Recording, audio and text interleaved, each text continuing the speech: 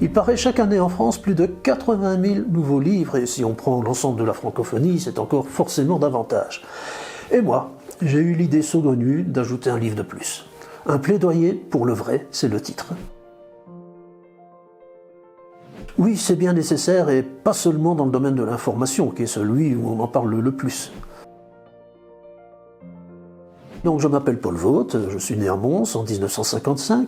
J'ai une double formation, universitaire, d'historien et de journaliste, et j'ai 36 années de journalisme professionnel dans les bottes. Ça fait beaucoup. Non, je n'ai pas cette ambition-là, et d'ailleurs si je l'avais, vous seriez fondé à appeler une ambulance. Non, je suis un héritier, je présente un héritage et je m'efforce de l'actualiser. Et notez bien au passage que ceux qui disent qu'il n'y a pas de vérité, vous savez que la vérité c'est chacun la sienne, ceux-là sont convaincus d'avoir énoncé une vérité. C'est un paradoxe dont au XIIIe siècle déjà, saint Thomas d'Aquin s'amusait.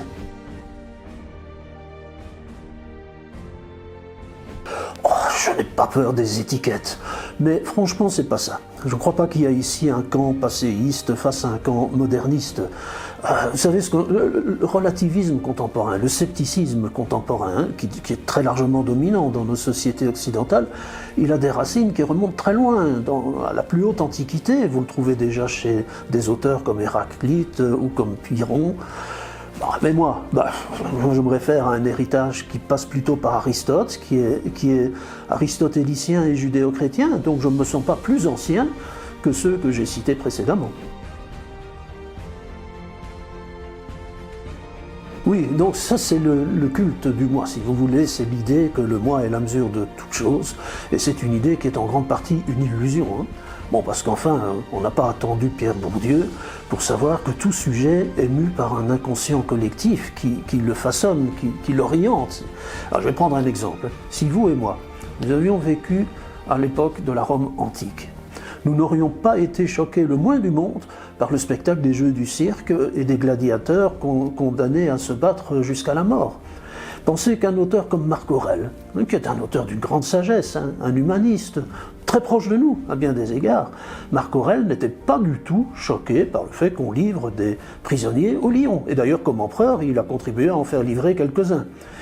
Et je me demande parfois ce que les historiens du futur vont dire de notre époque, de ces génocides sans aucun précédent dans l'histoire, quant à leur ampleur, de ce prométhéisme déchaîné, de ces manquements graves au respect de la nature et au respect de la vie humaine. Je me le demande. Non, il n'y a pas de problème à avoir un idéal, mais l'idéalisme philosophique, c'est la volonté de refaçonner le monde à partir d'une pensée pure, c'est-à-dire une pensée qui se contente d'être en accord avec elle-même, sans se confronter à la réalité.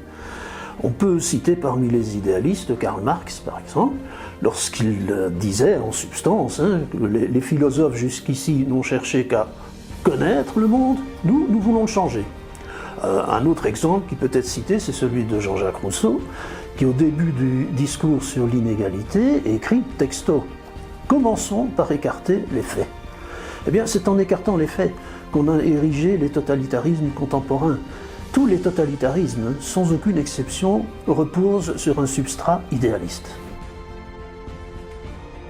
Eh bien, en renouant avec la définition la plus classique de la vérité, celle que les philosophes du Moyen-Âge connaissaient déjà, c'est l'adéquation entre la pensée et le réel, bien si vous préférez, entre la connaissance sensible et la connaissance intellectuelle. Ça, c'est le guide pour sortir de ces ornières que sont l'idolâtrie du moi, la soumission aveugle à l'opinion publique et à tout ce qui la conditionne, les révolutions pensées en chambre avec toutes les illusions qu'elles comportent. Pour terminer, je citerai Alexandre Solzhenitsyn qui savait où conduisent les utopies. Solzhenitsyn appelait à renouer avec ce qu'il appelait cette ancienne trinité que composaient la vérité, la bonté et la beauté. Eh bien, la plus grande ambition de mon livre, c'est d'y contribuer.